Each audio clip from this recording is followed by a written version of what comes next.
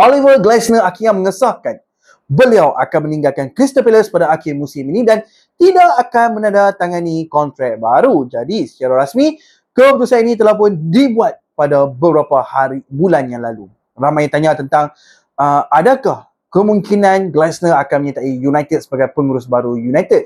Dan untuk United, apa yang saya faham daripada apa yang saya baca daripada sumber yang saya ikuti mengatakan masih terlalu awal buat United membuat sebarang keputusan.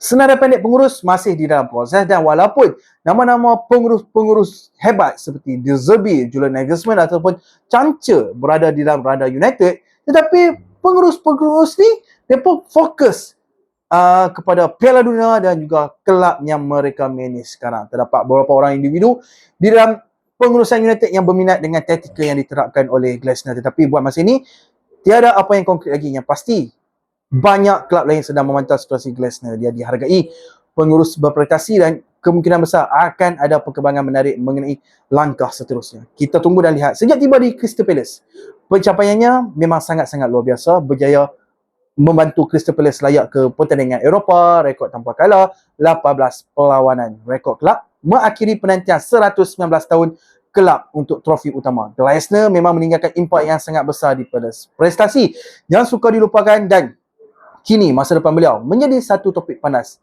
dan pastinya peminat-peminat bola sepak Eropah akan memantau situasi beliau.